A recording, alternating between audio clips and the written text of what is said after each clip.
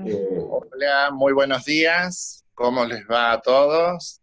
Para los que no me conocen, soy Carlos Luna, presidente del directorio de La Caja. Quiero agradecerles a todos por estar presentes. Eh, como bien estaban diciendo ustedes hace un ratito, que nos tenemos que ir adaptando a las nuevas tecnologías y a esta nueva forma de vida, eh, para llevar adelante en esta situación de crisis que debido a esta pandemia que nos afecta. Entonces, hemos decidido retomar las actividades, empezando por las conferencias, como bien decía el doctor Irico recién, eh, a través de la virtualidad, con estas herramientas técnicas que tenemos a disposición. Y bueno, estamos experimentando un poco nosotros también con esto, así que desde ya, si hay algún inconveniente, le pido disculpas en nombre del directorio, pero creíamos oportuno tener a tan distinguido disertante y estas herramientas tecnológicas nuevamente a disposición nuestra, y queríamos reiniciar estas actividades. Así que nuevamente les digo gracias por estar, veo que se suman y eso nos alienta a seguir incursionando en estas formas de ir adaptándonos. Antes de dar la palabra al doctor Irico, que es también vocal del directorio, para presentar al disertante, les voy a decir algunos consejitos para tener en cuenta, que por favor silencien los micrófonos, así no se escuchan los sonidos del ambiente y la disertación puede ser clara para todos. Y si hay alguna pregunta que quieren ir realizando, la pueden hacer a través del chat. Hay un moderador que va a ir controlando esto y vamos a poder hacer la conferencia de forma ordenada y sin ningún inconveniente. Así que, bueno, Gustavo, presenta al disertante, todo tuya la presentación, así podemos iniciar. Gracias a todos nuevamente. Gracias, Carlos, gracias. Bueno, en esta oportunidad, para dar el inicio al ciclo de conferencias, tenemos la oportunidad de contar con la presencia del profesor Hugo Pizzi, profesor plenario de nuestra Facultad de Ciencias Médicas de la Universidad Nacional de Córdoba, epidemiólogo, profesor titular de la Cátedra de Parasitología, reconocido en nuestro medio, tanto de Córdoba como nacional y del extranjero.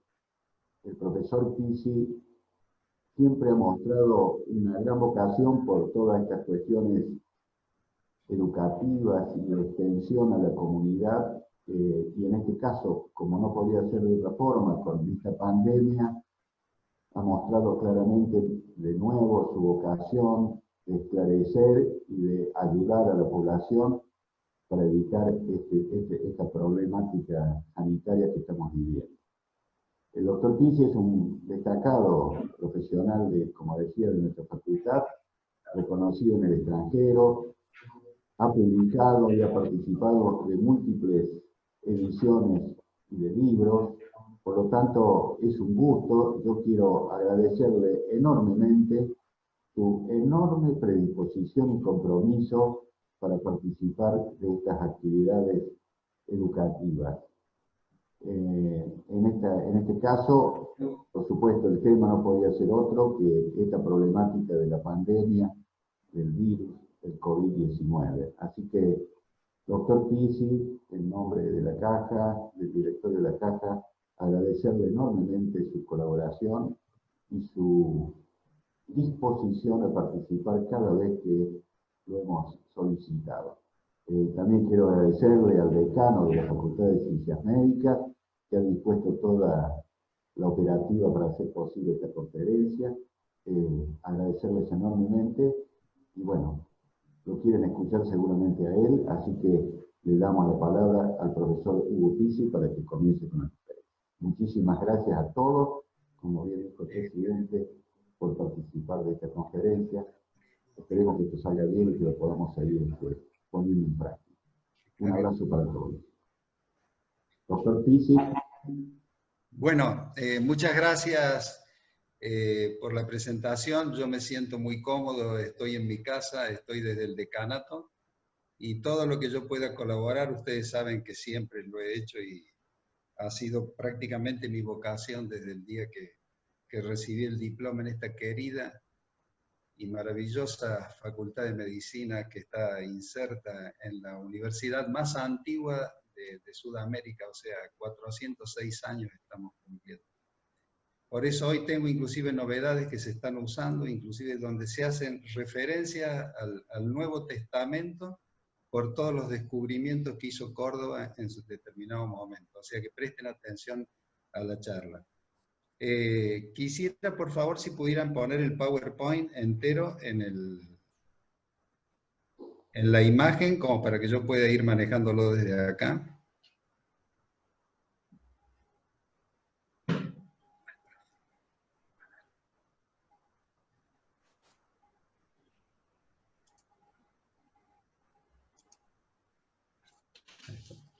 Bueno, el título de la conferencia nos está hablando de que realmente es una nueva e inesperada situación, el desafío del coronavirus.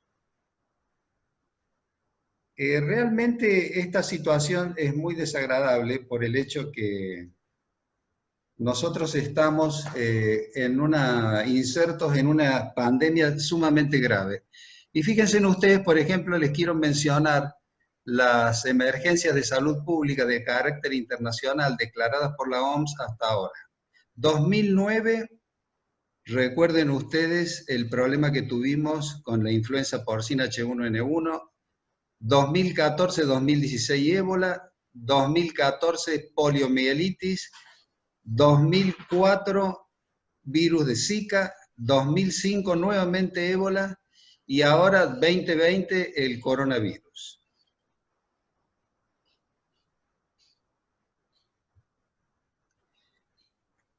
3 de los 7 coronavirus causan infecciones respiratorias en los seres humanos y han causado brotes importantes de neumonía mortal en el siglo XXI.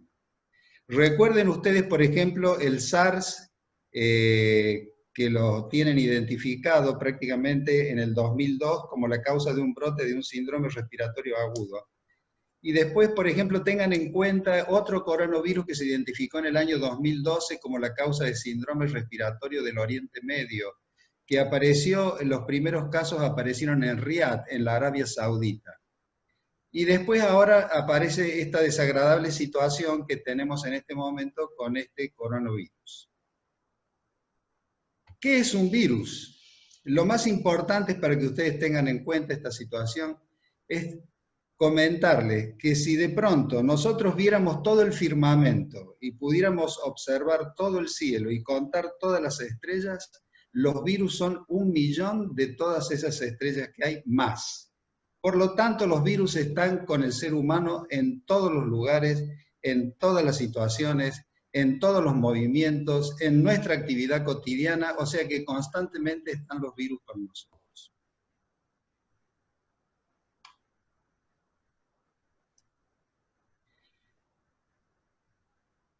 Quisiera comentarles 2 o 3 cosas de los síndromes iniciales de todos estos problemas pulmonares que hay, pero lógicamente en el transcurso de la charla lo vamos a ir viendo en detalle y demás. Pero los síndromes respiratorios siempre comienzan con tos, con falta de aliento, con dificultad para respirar, con problemas gástricos algunos, y algunos comentarios que quiero hacerlo especialmente en niños, de los últimos trabajos que han salido, que inclusive han impactado también en la parte intestinal. No olviden nunca de que esto siempre termina con un cuadro neumónico y si el cuadro neumónico colapsa, prácticamente va a riñón y termina prácticamente con el cuadro renal. Esto sería interesante para que lo conozcan. Esto es un esquema donde ustedes pueden ver y el por qué el nombre de este virus. Porque inclusive siendo una cosa tan pequeña que para poder individualizarlo hay que usar un microscopio electrónico, observen ustedes la característica que tiene en la parte superficial que hace realmente que parezca una corona. De ahí viene el nombre que se agrupa. Todos estos, lo de los animales, que generalmente son todos los animales, y los que han pasado al ser humano, como corona por la coronavirus. Fíjense también en este detalle. Estas son fotografías que están mostrando prácticamente con un microscopio electrónico, uno con coloración y otro sin coloración, ¿Cómo se puede llegar a ver esto que es infinitesimal? ¿Cómo se lo puede llegar a ver en la resolución de un microscopio electrónico? Prácticamente tienes que aumentarlo casi 100.000 veces. Y acá viene el problema de todos estos coronavirus. El problema que fundamentalmente empiezan a contagiarse porque se acantonan en todo el sistema respiratorio, fundamentalmente en nariz y en boca. Y acá tenemos que aprender algunas cosas que realmente han sido muy problemáticas de interpretar. Porque nosotros de la epidemia anterior, la del 2001, H1N1, perdón, 2009, H1N1, tuvimos el inconveniente con un virus que se propagaba por las gotitas de flush prácticamente en un estornudo o en una persona que tosía a una velocidad de 70 kilómetros por hora, impactando casi a 8 metros o 7 metros. Este virus, comparándolo con el anterior, es más pesado. Por lo tanto, este virus, cuando la persona tose o estornuda, puede salir a la misma velocidad, pero por el peso que tiene, lógicamente a los 2 o a los 3 o a los 4 metros puede caer al suelo. Ahora hay un detalle que aprendimos en la última epidemia, que nos enseñaron los ingenieros, que son las leyes térmicas. Estos virus, por las leyes térmicas, a las 2 horas se suspenden nuevamente y pueden estar, por ejemplo, suspendidos en el aire un tiempo. Por lo tanto, es muy importante en el momento que hablemos de profilaxis y prevención, cómo debemos manejarnos con esta situación.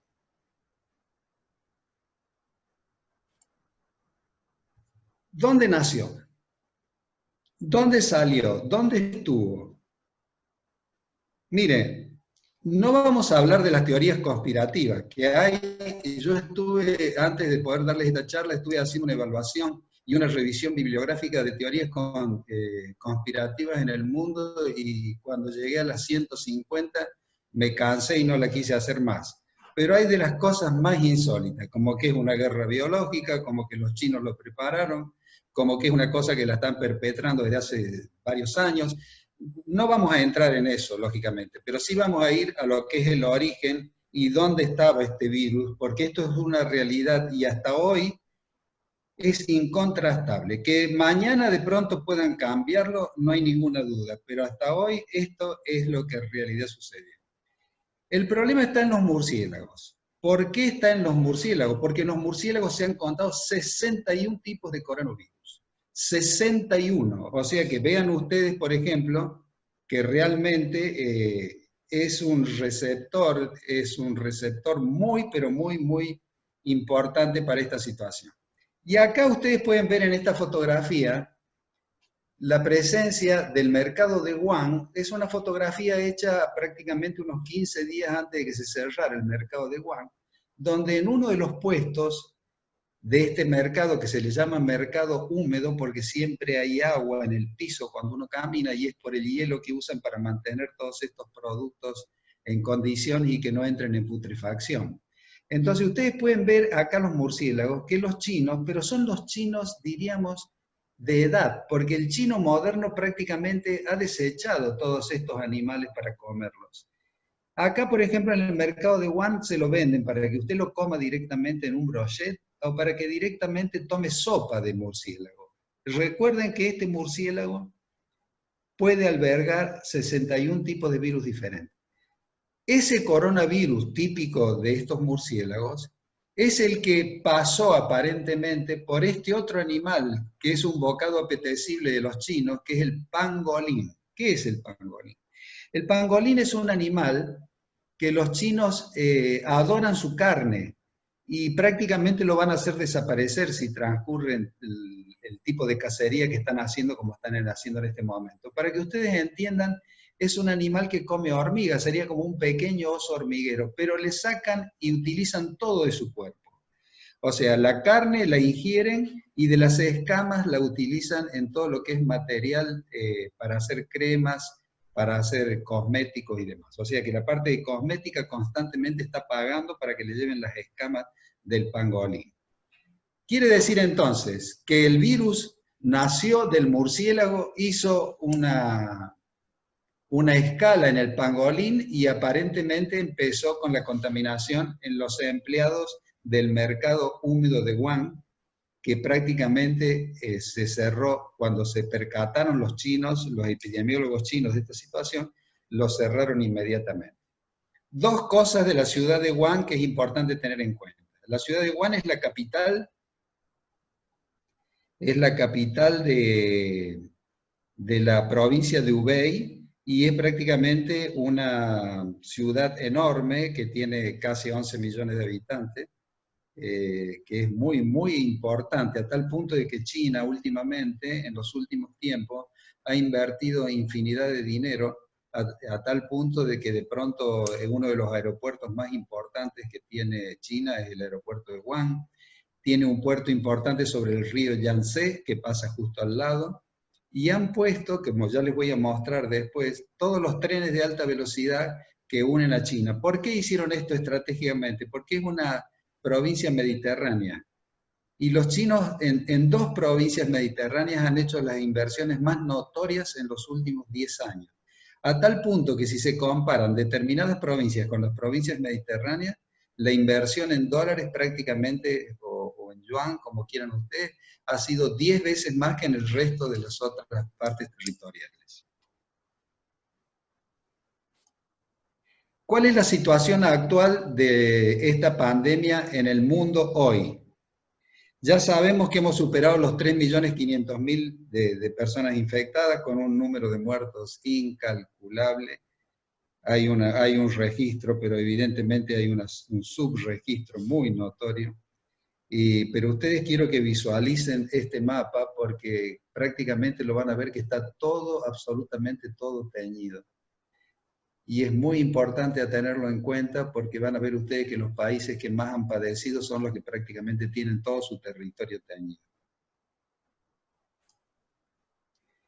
Acá la tienen a la provincia de Wuhan, siempre mediterránea, de ahí la importancia que China le ha dado para la parte de comunicaciones. ¿Qué importancia tiene la comunicación en una pandemia, en una epidemia? Miren, les voy a contar una anécdota muy interesante porque prácticamente también nos tocó algo, llevar el protocolo de Córdoba, y ya les voy a explicar cuál es, a Europa. Cuando el ébola hizo su primera, diríamos, su pequeña epidemia, cuando estaban esas monjas belgas justo al lado del río Ébola, por eso se llama la fiebre del ébola, que es una fiebre hemorrágica, fue muy pequeña y la pudieron manejar los agentes de la OMS en muy poco tiempo. La segunda epidemia también fue un poco más grande y ahí sucedió algo muy triste porque fue la primera vez que se hace en los anales de la medicina de que los médicos y las enfermeras, por el terror que tenía, abandonaban a los pacientes. También pudo ser controlada. La tercera epidemia fue grandísima y por comunicaciones. ¿Qué había sucedido? El ébola nació y siempre se desarrolló en la República Democrática del Congo. Y nunca había salido de la República Democrática del Congo. Fue suficiente que hicieran un camino de tierra, sin asfalto, sin nada, entre la República Democrática del Congo y la República Centroafricana, para que se expandiera prácticamente dando la gran epidemia de ébola que todos nosotros conocíamos y que se nos pidió el protocolo de la fiebre hemorrágica argentina. Desde ahí, por ese camino de tierra, tomó la República Centroafricana, tomó Liberia y tomó Sierra Leona. Y realmente fue un susto porque inclusive infinidad de españoles, italianos y demás que estaban en África sufrieron esta situación. Acá les quiero mostrar lo que es el aeropuerto de Wuhan, para que ustedes vean realmente cómo estaba conectado este aeropuerto y prácticamente desconocido para nosotros los occidentales, pero había, para que tengan una idea, 10 vuelos diarios a París, 20 vuelos diarios a Oceanía, había aproximadamente a Alemania y a demás lugares otros 10 o 15 vuelos y a Estados Unidos prácticamente superaban los 20. Por lo tanto, vean ustedes la importancia que tienen las comunicaciones y qué es lo primero que se debe hacer. ¿Qué es lo primero que hicimos cuando estábamos con Ríos y con Pons, que ahora están trabajando acá en Córdoba? Que hicimos eso de cerrar el aeropuerto de Ezeiza en la epidemia anterior de H1N1. Acá tienen ustedes para que tomen importancia de lo que son las comunicaciones y de lo que ha sido Guam, por qué los chinos la cerraron con mano militar prácticamente. Estos son los trenes de alta velocidad de 350 kilómetros por hora que parten de Guam para todo el mundo, o por lo menos para toda China y para todos los países limítrofes de China. Entonces vean ustedes la importancia de las comunicaciones en este tipo de pandemias o epidemias. Y acá está, en el momento que cierran todo lo que es el aeropuerto de Guam, prácticamente desierto, absolutamente desierto. Acá hay una cosa muy interesante que les quiero comentar, es para que ustedes puedan visualizar en la línea del tiempo, desde diciembre del 19 hasta el momento en que los chinos avisan. Y acá me gustaría que recuerden esta fecha porque después les voy a contar algo de un éxito que tuvo Corea del Sur que está muy cerquita. Pero vean ustedes la evolutividad que ha tenido esto hasta que en el momento que ellos avisan. Por eso prácticamente hay muchos países que hoy en día están diciendo de que los chinos tendrían que haber avisado con más premura, no tendrían que haber demorado tanto para avisar. Índice de contagiosidad. Esto es muy importante a tenerlo en cuenta porque van a ver ustedes que por progresión geométrica realmente puede hacer un desastre. La primera que debemos tener en cuenta, que es la que hemos conocido los médicos de toda la vida, es el sarampión. El sarampión, una persona enferma puede contaminar a 15. Vean ustedes lo que es la importancia. Le sigue la viruela en índice de contagiosidad. Una persona enferma puede contaminar prácticamente a 5, 4,8. Después le sigue el SARS, que es el primo hermano de el SARS que asoló en años anteriores. Y recién en el cuarto lugar, antes que el ébola, en el cuarto lugar que contamina una persona enferma a 3. Y acá viene una cosa que es muy importante tener en cuenta y por qué se cerraron y se hacen las cuarentenas. Si una persona enferma contamina 3, inmediatamente después la difusibilidad del virus empieza a progresar geométricamente. O sea, de 3 pasa a 9, de 9 pasa a más, y a lo mejor en el transcurso de su difuminación puede llegar a 50.000 personas si no se lo frena. Por eso la importancia de los virus, de tenerlos en cuenta. Es fundamental ser conscientes de que esta es una situación sumamente grave y no es como que siempre la gente dice esto le pasa a los otros, yo soy indemne, no hace falta que me cuide tanto, no, esto le puede pasar a cualquiera y generalmente son situaciones muy desagradables. Acá tienen ustedes la transmisión entre humanos, que lo hemos comentado a través de la boca, a través de la mano. ¿Por qué es tan importante la mano acá? La mano es muy importante porque fíjese usted que se han hecho estudios diarios en determinadas personas y prácticamente superamos las 100 veces que nosotros nos tocamos la cara durante el día. Si ya sea para restregarnos los ojos, porque nos pica la frente, porque queremos secarnos la transpiración, o sea, por cualquier circunstancia siempre estamos tocándonos la cara.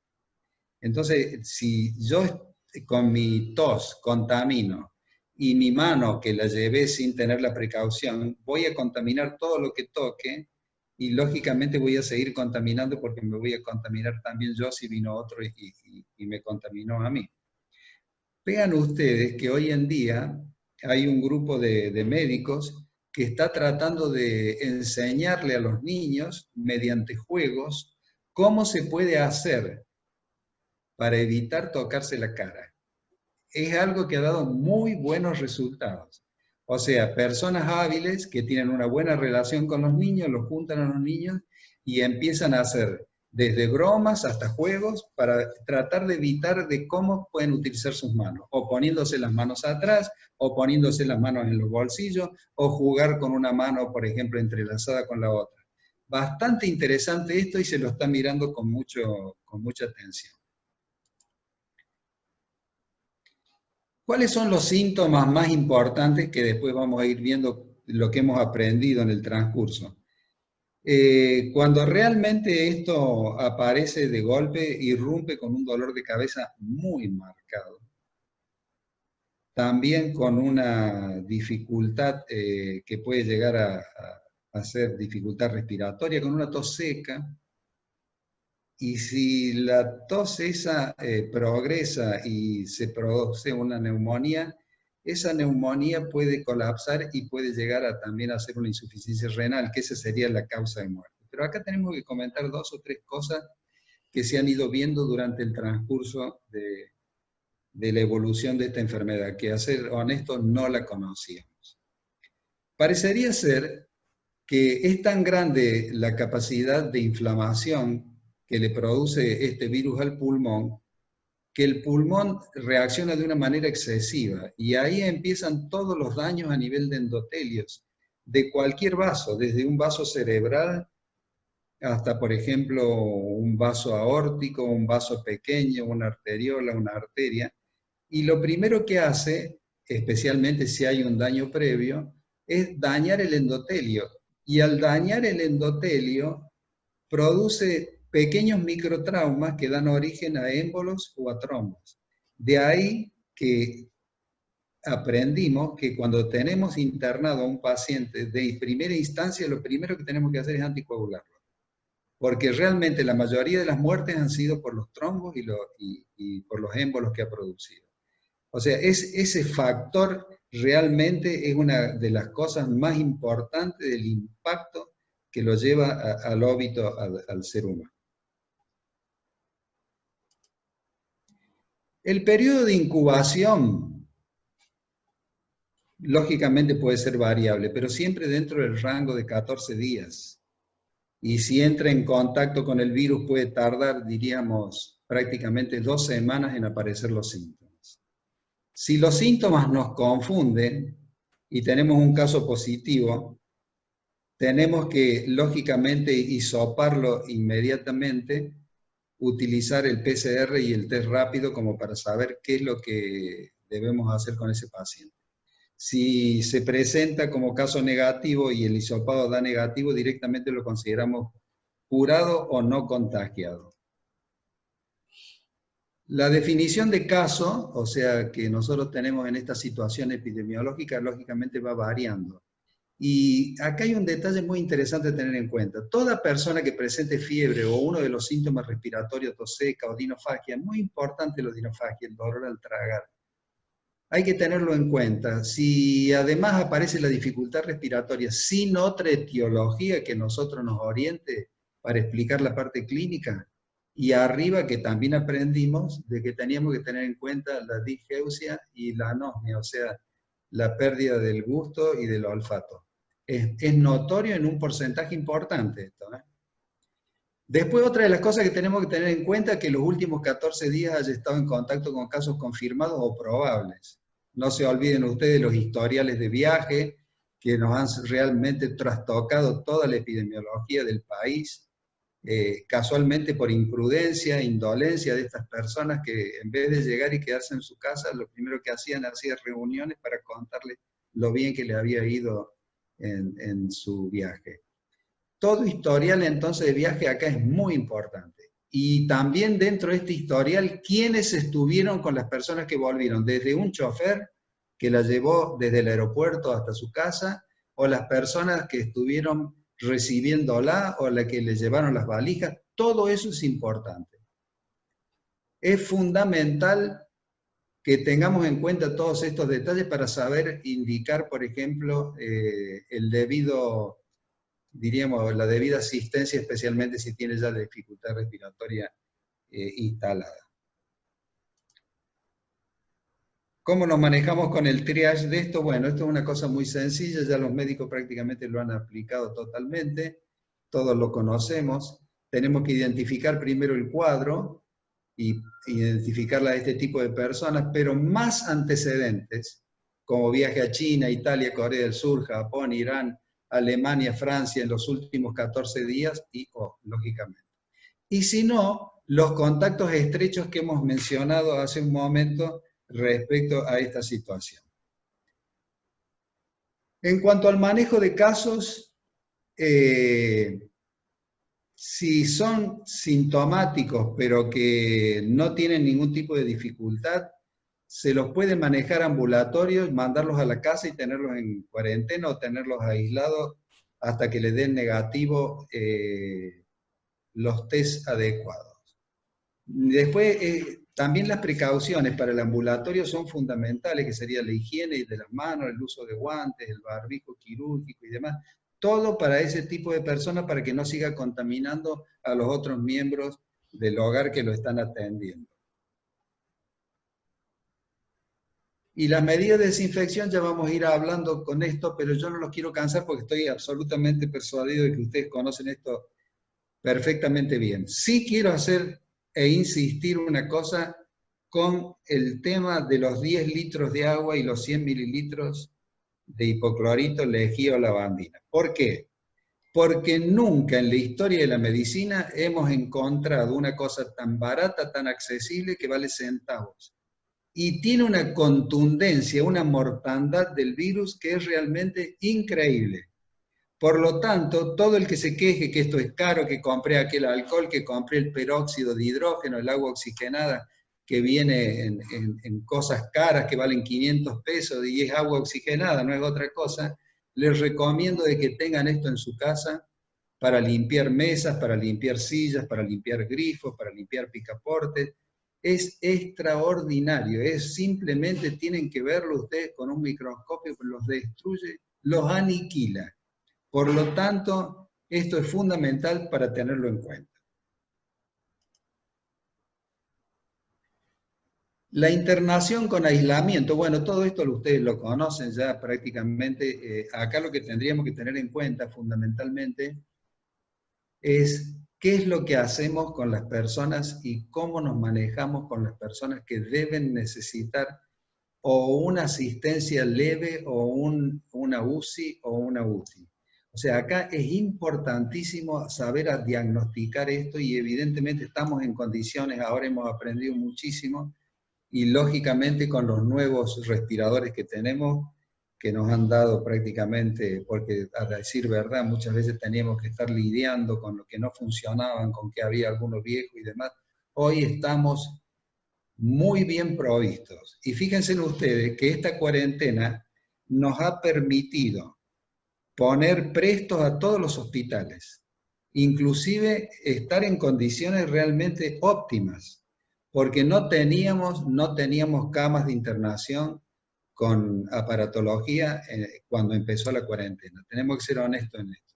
Y hay un hecho muy significativo que ha pasado desapercibido para el resto de la población, y es el siguiente: el Ministerio de Educación de la Nación pidió que pusieran a todos los hospitales universitarios al servicio de esta epidemia. Y van a ver ustedes que hospitales universitarios de Buenos Aires, de Rosario, de La Rioja, pero fundamentalmente los dos de Córdoba, el famoso Clínicas, que ha dejado realmente una estela de brillantes médicos y demás, el famoso Hospital Escuela Nuestro, orgullo de nuestra universidad, y la Maternidad Nacional, que está frente a la Plaza Colón. Especialmente hago estas aclaraciones porque hay gente que está desde el extranjero escuchando esto y de otras provincias, Entre Ríos, Santa Fe, acabé de ver al principio, La Rioja, realmente están en condiciones óptimas para recibir cualquier tipo de embate de esta epidemia.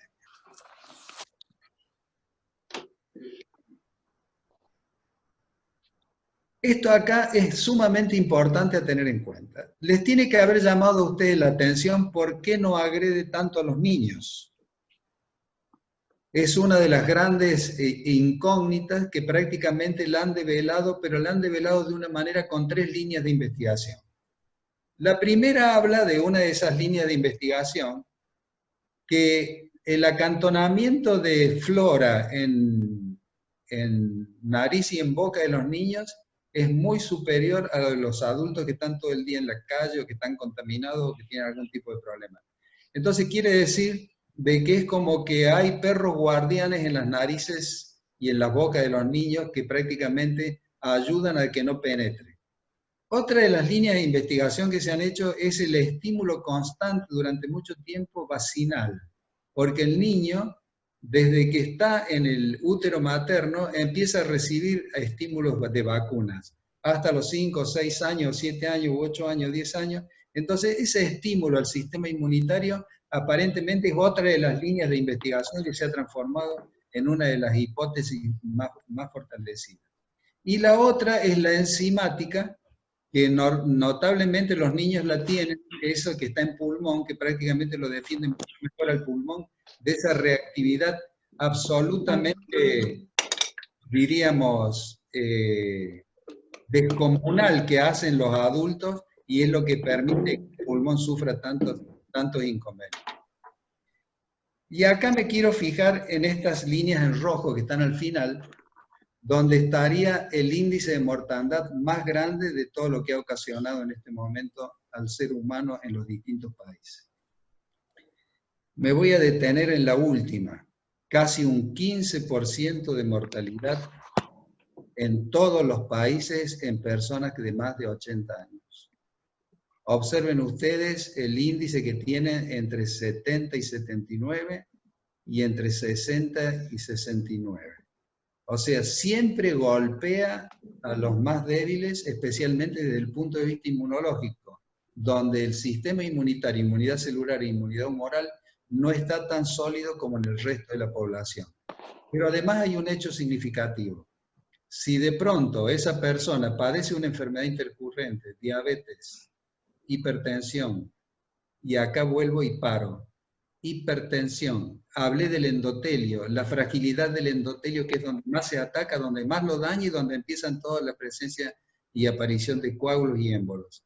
Entonces, la hipertensión, la diabetes, los tratamientos contra el cáncer, los tratamientos con corticoides que bajan las defensas, los cuadros asmáticos crónicos, o sea, hay infinidad de cosas que realmente predisponen a ese organismo para que prácticamente el virus encuentre una autopista cuando entra. Y lógicamente son las víctimas más certeras y más frágiles de toda esta pandemia. Nunca se olviden de esta parte roja, porque esto es el grupo que más debemos cuidar. Y acá ya les estoy mostrando todos los carteles que ustedes se han acostumbrado a ver, que ha salido prácticamente organizado a través del Ministerio de Salud, con el asesoramiento del Comité de Expertos, que ya los conocen perfectamente bien, donde se habla de la fiebre. Observen ustedes que al principio hablamos de una fiebre de 38,5 y después llegamos prácticamente a 37 y líneas, o sea, siempre tratando de abarcar la mayor cantidad de casos, ¿no? Y también este otro ustedes están acostumbrados a verlos, donde nos enseñan cómo debemos lavarnos la mano, cómo debemos toser. Y acá quisiera pararme un segundo en algo. Hay cosas que nos quedaron de la epidemia anterior. El uso del alcohol gel prácticamente está en todos los restaurantes, en todos los negocios a la entrada. ¿Cómo debemos toser? Con el pliegue del codo, eso no lo sabíamos antes. Que airar habitaciones tampoco nos quedó de esa época, prácticamente no la conocíamos. O sea que realmente, prácticamente, si yo analizo al ser virus y al haber aprendido en aquel entonces, lo único que tenemos que reflotar todas estas cosas, renovarlas y tener una insistencia permanente, porque evidentemente es una lucha. Y si sabemos cómo matarlo y cómo cuidarnos para que no nos penetre, lógicamente nos va a ir bien. ¿Por qué les muestro China? Les muestro China porque China realmente actuó de una manera increíble. Independientemente de lo que piensen, de los juicios que le quieran hacer, mano militar. Mano militar. Y la mano militar en una cuarentena tiene un resultado extraordinario. O sea, nadie podía dejar de hacer lo que el gobierno mandaba, porque realmente el castigo y las medidas punitivas eran extraordinarias, sin llegar a lo que hizo Corea del Norte, que lo único que se conoció, en vez de haber casos, se conoció que hubo más de 8 ahorcamientos porque no cumplieron la cuarentena. Corea del Norte, o sea, China se comportó realmente muy bien y lo pudo manejar al tema. Miren ustedes, este hospital China lo hizo en 10 días. 10 días. No estoy hablando de meses ni nada, estoy hablando de 10 días. Entonces, de este tipo de hospitales, China hizo más de 15. Las medidas que se tomaron dentro de todos los, como medida también inclusive con medidas punitivas, el tema de los ascensores, aparte de lo que les voy a contar ahora en los edificios, el tema de los ascensores es increíble, porque se ponía un plástico con una orden determinada, y ese plástico había que desinfectarlo cada vez que el ascensor se movía, así sea primer piso, segundo piso, siempre había desinfección. Y realmente les dio muchísimos resultados. A cada lugar que se entraba, de su edificio, de su vivienda y demás, el control era control de fiebre con métodos clásicos y no. Y este es un grupo de argentinos que estaban en China, a través de ellos nos contaron prácticamente todas las cosas que vivieron y lo bien que les fue, porque al principio les costaba cumplir, pero después se dieron cuenta de que era muy importante. Cada vez que se tomaba la fiebre, había una planilla donde uno anotaba la dirección y demás. Inmediatamente eso se cargaba en una app que tenían ellos, y al saber dónde vivía, controlaban constantemente desde la casa qué había pasado el día siguiente, durante todos los días que podría durar la incubación. O sea que constantemente o visitaban personalmente o hablaban por teléfono para ver si había o no había fiebre y cómo estaba evolucionando esa persona. Y acá hay una cosa también muy interesante que no se hizo, lógicamente, acá. Que todos los edificios le cerraron todas las entradas, quedó nada más que una sola entrada para todos los edificios. Y cada lugar de esos tenía un guardia, donde se hacía exactamente lo mismo, así usted pudiera, primero que no podía salir varias veces, pero cuando salía y cuando entraba le tomaban la fiebre y le tomaban nota de dónde vivía, cuál era su departamento y cuál era su piso. Lo mismo se hacía con un automovilista, aunque el automovilista tuviese autorización para moverse, lo mismo se hacía, tomado de fiebre y anotarlo de dónde era. Y todo esto se anotaba, y fíjense ustedes acá cómo cerraban, donde habían grandes conglomerados urbanos, cómo cerraban todas las entradas como para quedar nada más que una sola para poder controlarla mejor. Y acá, bueno, y acá ya empiezan todas las cosas raras de los chinos, que por lo menos acá no se vio, en Occidente no se vio esto. Pero era tal el temor, tal el miedo, que cuando se podían trasladar de un lado al otro prácticamente se tapaban con plástico para evitar de que el virus los contaminara. Acá, por ejemplo, hubo también una exageración, y esto lo pasó el gobierno como curiosidad. Algunos que realmente quizás a lo mejor hayan tenido alguna enfermedad y hayan tenido mucho temor a la muerte, cómo se presentaban. Y acá quiero terminar prácticamente el comentario con lo que fueron los países exitosos y los países muy afectados. ¿Por qué Corea del Sur, Alemania e Islandia fueron países tan exitosos? Miren, vamos a tomar nada más Corea del Sur para poder aprender algo de lo que vamos a tener que aprender en todas las facultades de medicina del mundo, porque en epidemiología de aquí en más, les puedo asegurar de que todos vamos a incorporar a la currícula lo que hizo Corea del Sur. ¿Qué hizo Corea del Sur? Corea del Sur, a la semana de haberse enterado del problema de China, porque China demoró, lo que dijo el presidente norteamericano es real, China demoró en avisar el problema que tenía. Cuando Corea del Sur se enteró a la semana de que la cosa era grave, hizo 192.000 testeos a la población. 192.000 testeos. De los cuales se dio cuenta que prácticamente el 80% estaba alrededor de una ciudad que nosotros en Córdoba la conocemos, que es la ciudad de Daegu, porque hemos tenido autos fabricados en esa ciudad y artefactos eléctricos Daegu. El 80% de los casos positivos estaban en la ciudad de Daegu y alrededores. ¿Qué hicieron? Vieron que el 10% del total de los 192.000 eran positivos. Y a esos positivos empezaron a estudiarlos ingentemente. ¿Qué lograron? Que a los que estaban en condiciones y eran negativos los mandaban a su casa. Los que estaban en condiciones y podían ser ambulatorios los mandaban a su casa con la restricción de no salir y avisándole a su familia. y al otro lo internaban en sala común según el estado que tenían, o en una UCI según el estado que tenían, o le ponían los respiradores si realmente había una insuficiencia respiratoria marcada. Conclusiones, 2% de mortandad. Analicen el resto de la mortandad en el mundo, Italia, España y demás, es lo que dijo la Universidad Nacional de Córdoba al principio de que iba a estar alrededor del 5 o el 6. En los países que les mencioné, España e Italia, lógicamente estuvo mucho, pero mucho más alto. Estados Unidos hoy está realmente muy problematizada, tiene realmente muchas dificultades, y Brasil, ¿para qué les voy a contar? Porque realmente perdieron la oportunidad de poder hacer un control perfecto en el momento adecuado y no lo pudieron hacer. Miren esto de Estados Unidos.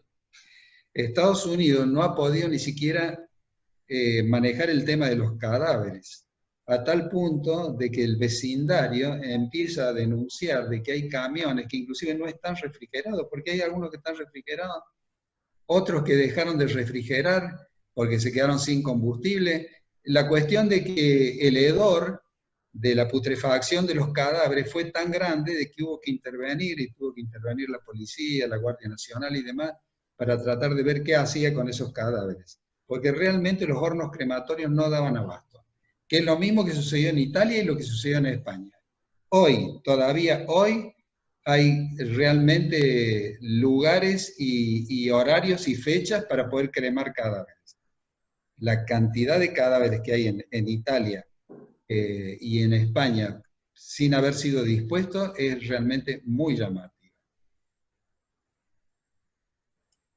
Y si no, tomen en cuenta estas cosas, que si bien es cierto, también nosotros le hicimos como prevención en el cementerio San Jerónimo.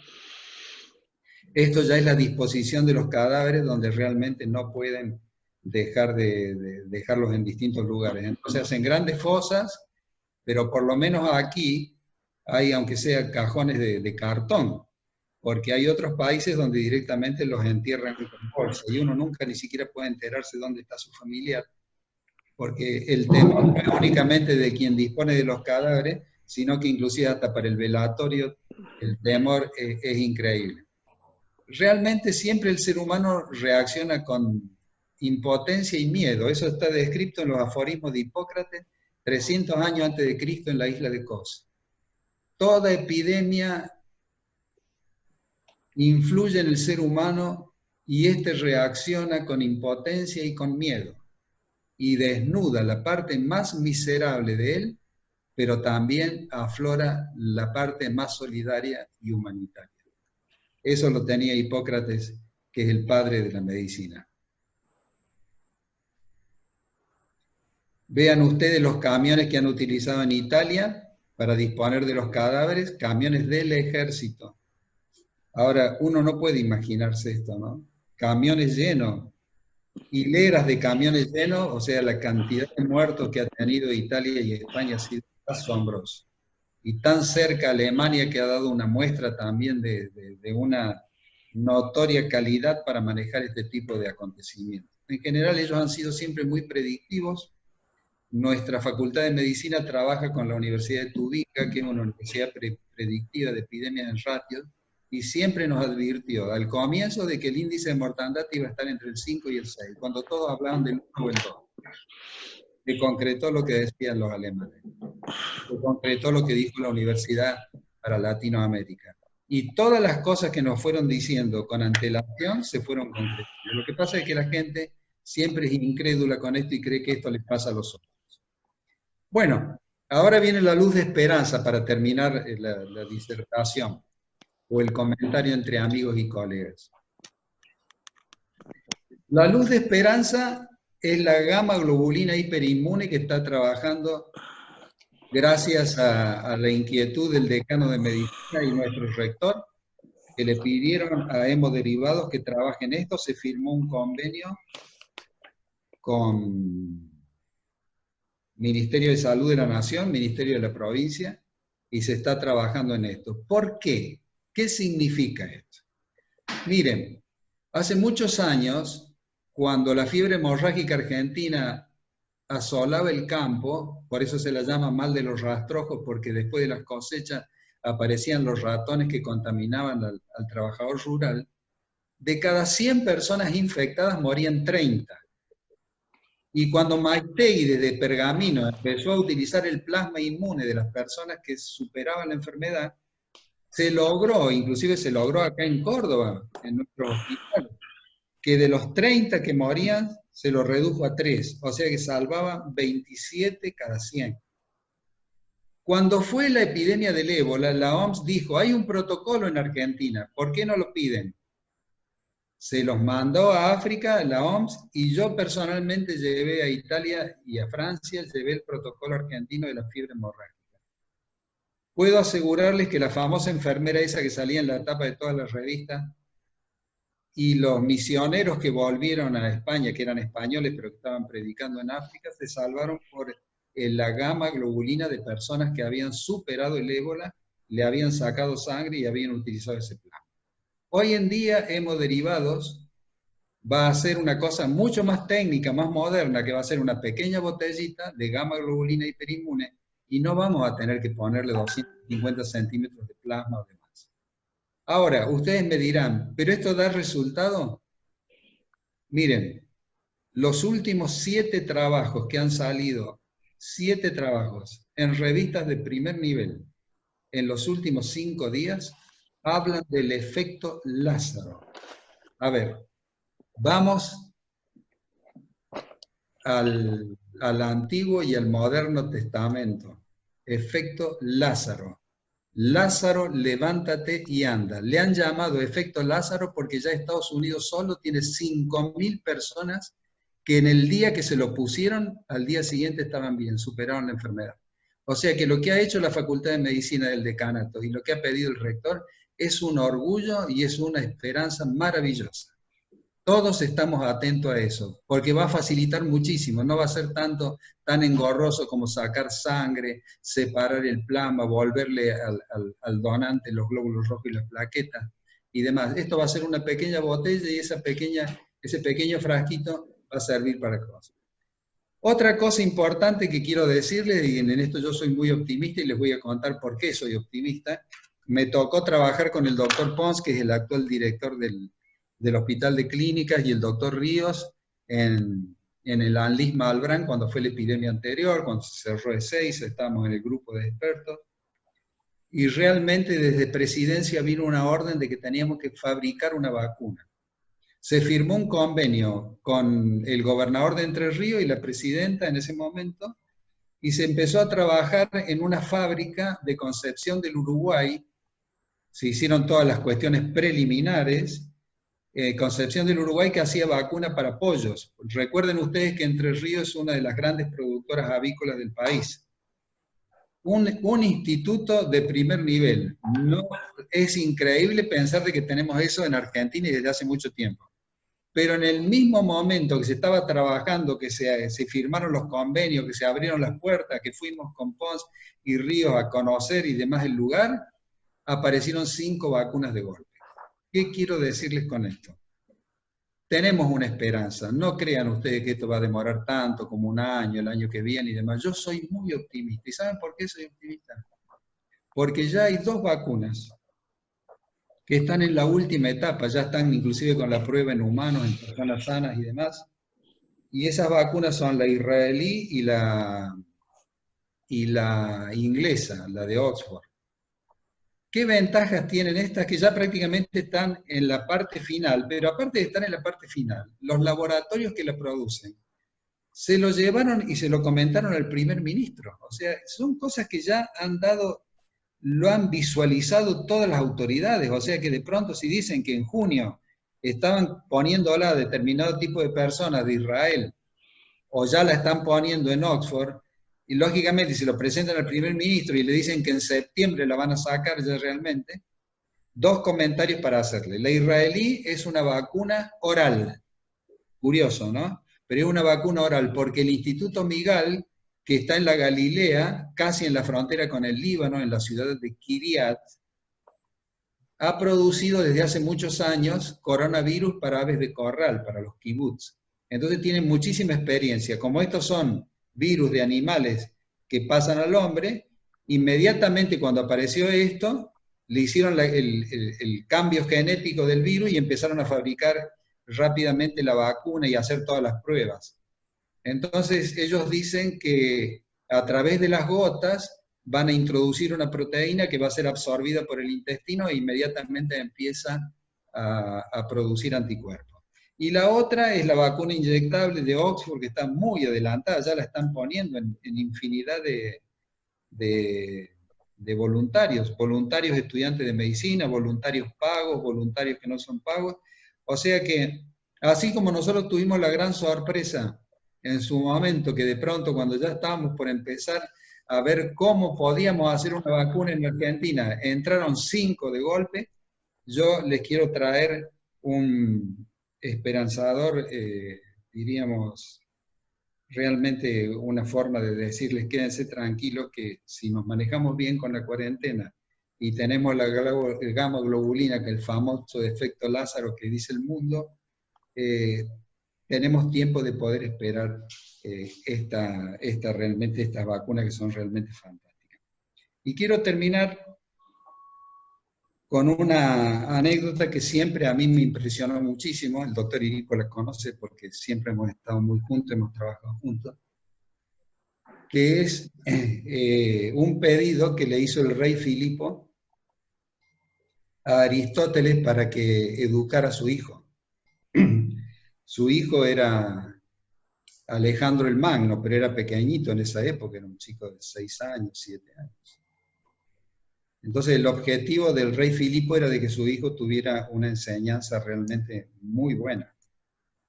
Alejandro, que después conquistó el mundo a los 33 años, le pidió con mucha timidez al maestro si podía llevar a sus amigos a las clases. Sus amigos, que el maestro Aristóteles le permitió, eran los que después le ayudaron a conquistar el mundo como generales, eran los generales de su ejército. Y dice que Aristóteles entraba, dice la crónica, que Aristóteles entraba todas las mañanas para iniciar sus clases y no se dirigía a los amigos, siempre se dirigía a Alejandro. Y le decía, Alejandro, tienes que tener siempre la oportunidad de cambiar de actitud. Tienes que ser ecléctico en todo. Tienes que tener posibilidades de cambio. Quizás a través de esto yo lo que les pido que sean solidarios, cambien de actitud, sepan defenderse, defiendan a los que tienen cerca, sean realmente cuidadosos con todo esto. Y quizás a lo mejor Hipócrates tenía razón. Si en algún momento nos sentimos impotentes o tenemos un poco de miedo, no es malo, pero sacamos fortaleza. Los seres humanos realmente nos podemos reinventar y sacar fortaleza. Y siempre pensando en Dios, tengan ustedes la plena seguridad de que nos va a ir bien. Muchas gracias por su atención.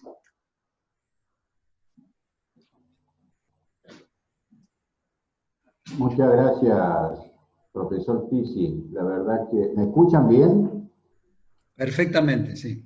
Sí, ahora estamos en pantalla. Muchísimas gracias, profesor. La verdad que, como siempre, muy didáctica y muy esclarecedor de todos sus conceptos para este tema que, la verdad que, como bien decía, nos tiene angustiados, con miedo. Pero bueno, el miedo a veces no es malo, como usted dice. A veces también moviliza y moviliza en el buen sentido, ¿no? Sobre todo de cuidarse, de proteger y de protegernos. Yo no sé si hay alguna pregunta que podamos evacuar. Guillermo, me estás escuchando y si pudiéramos técnicamente hacerlo, ¿me lo comentás? ¿Hay alguna pregunta, alguna sugerencia o algún aporte para el profesor Pisi? Buenos días a todos. Lo que les sugerimos es que quienes tengan alguna pregunta, como lo han hecho y han manifestado a través del chat de la herramienta, si pueden preguntarle al doctor por ese chat o habilitar los micrófonos, como les quede más cómodo. Tratemos de que si hay alguien que está preguntando, esperar a que termine y dejarle el espacio para alguna otra pregunta. Bueno, hemos recibido varios chats, varios comentarios, sobre todo destacando la excelente y clara que ha sido la disertación. Algunos preguntan, ¿cuándo cree usted que pasaría esta cuarentena, profesor Pizzi, o hasta cuándo cree usted que durará? ¿Y cómo cree que seguirá de acá para adelante? Mire, yo lo que creo que la cuarentena para nosotros ha sido importantísima, porque nos ha permitido realmente poner todo en orden y nos ha permitido evitar, diríamos, las transmisiones. Es muy probable de que podamos ir flexibilizando, pero siempre con la idea clara, concisa y oportuna que si flexibilizamos y notamos alguna alteración, tenemos que dar un paso atrás. Eso es fundamental que todo el mundo lo conozca. Si nos va mal por alguna flexibilización que hagamos, tenemos que volver para atrás, porque hoy todavía no tenemos muchos elementos de defensa. Y esta cuarentena ha salvado muchas vidas. La gente realmente no visualiza, no aprecia lo que ha sido esto. Pero era lo único que teníamos a mano. Por lo tanto, yo creo que esto se va a ir flexibilizando de una u otra manera, pero vuelvo a lo mismo. Vamos a tener que ser muy responsables, muy respetuosos, porque estamos inmersos en una sociedad de imprudentes, de indolentes, que están convencidos de que esto les pasa a los otros, de que ellos son invulnerables. O sea que, por favor, vamos a tener que seguir recomendando y tener que seguir cuidándonos, porque es fundamental esto. Porque fíjense ustedes que no tenemos prácticamente nada de medicamento. Esto del efecto Lázaro realmente a mí me ha dado tanta alegría, porque nosotros hemos sido siempre defensores de esto, y nuestra universidad está siempre estuvo a la cabeza de todas estas cosas, siempre le consultaban, yo recuerdo de Perú, por la fiebre hemorrágica boliviana, por el ébola, siempre teníamos que llevar los protocolos a todos lados. O sea que para mí es una alegría enorme esto, por lo tanto quiero comentarles que los antivirales realmente prácticamente no funcionan, y no funcionan por la contundencia que tiene el virus y por ningún tipo de modificación que hace él cuando agrede.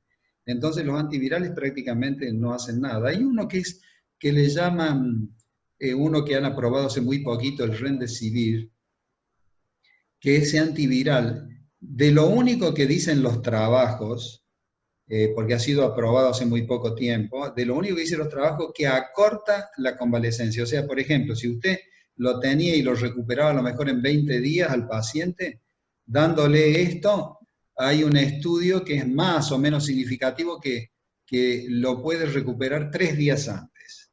Pero les quiero contar algo del Remdesivir que también está en un trabajo muy importante. Los chinos lo hicieron a esto porque el laboratorio se los dio, porque prácticamente no estaba autorizado, en 161 o 165 personas. Y en plena actuación y prueba del protocolo del Remdesivir, los chinos lo suspendieron. O sea que ni siquiera terminaron el protocolo. Los chinos lo suspendieron porque consideraron que desde el punto de vista farmacológico no era contundente. Profesor Pizzi, también en función de lo que usted expresó, le da un valor muy importante al distanciamiento. Esto tiene que ver con esta capacidad del virus, pero también tiene que ver con su peso, es decir, que considera importante la pregunta, este distanciamiento de los 2 metros. Sí, es importante, o sea, lo ideal sería un poco más, ¿no? Pero realmente es importante.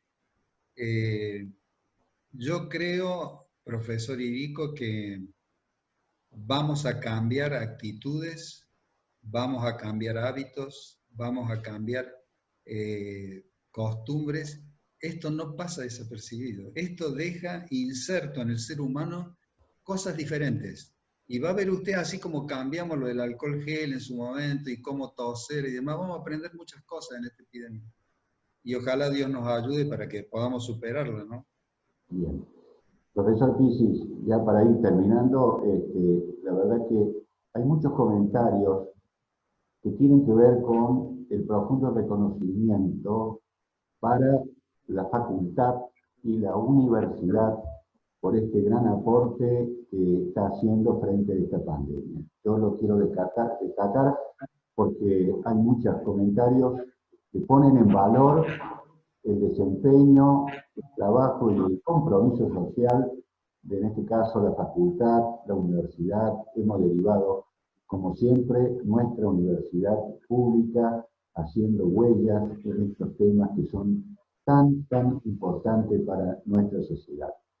Y finalmente, para liderarlo, agradecerle, expresarle nuevamente un enorme agradecimiento por su compromiso, su gran predisposición.